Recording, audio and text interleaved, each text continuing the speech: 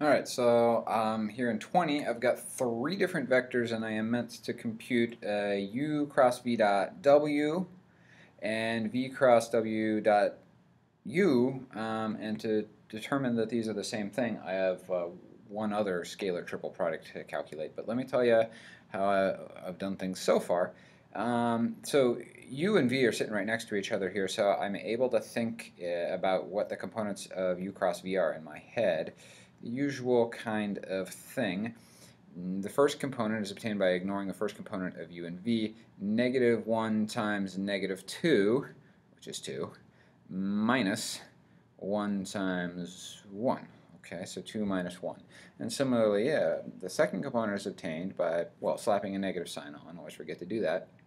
And ignoring the second component of these two guys to get 1 times negative 2 minus 2 times 1.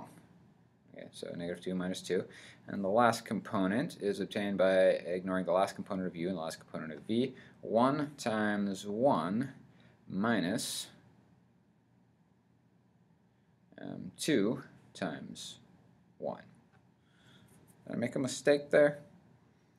2 times 1 minus 2 times 1. I think I might have made a mistake there. Let me think about it again. So I'll ignore the last component of both this and that. And so, oh, right, it is supposed to be 1 times 1 minus negative 2 times negative 1. Okay.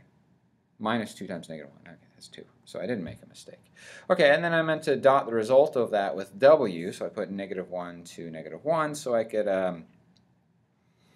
think the rest of this in my head. 2 minus 1 is 1, times negative 1 is negative 1.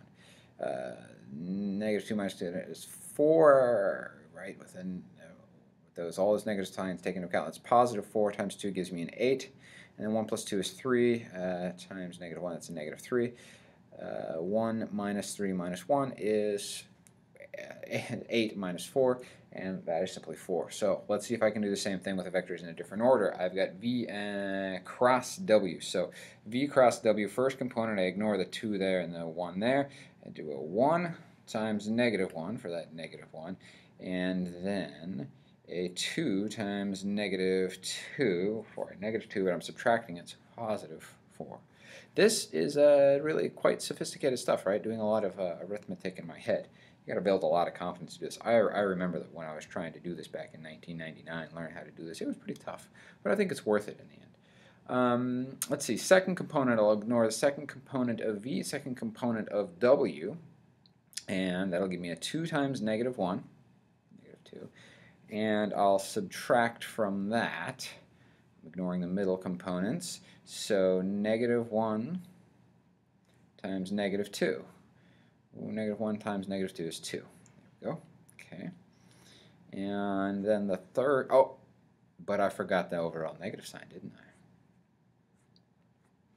All right, so the middle term always gets that extra negative sign. Last, I will ignore the last component of v and the last component of w.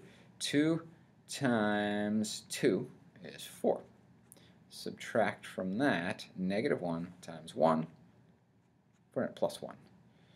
And that I am meant to dot with u, 1, negative 1, 1.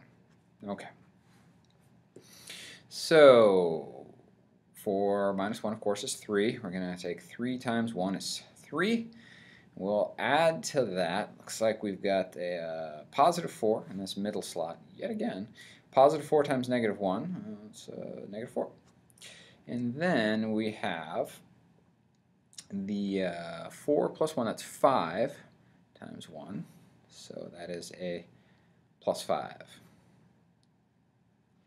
Okay, let's see. 5 minus 4, that's a positive 1, plus 3, that's 4. Indeed, these two things were the same. Now, there is yet another cross product, which is scalar triple product, I should say, which is the same. And I'm not going to include it in the video.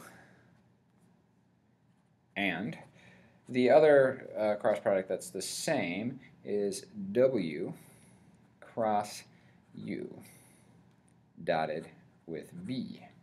And indeed, we'll find that that is equal to 4, but I don't want to have another 10-minute video, so I'm going to cut you off here.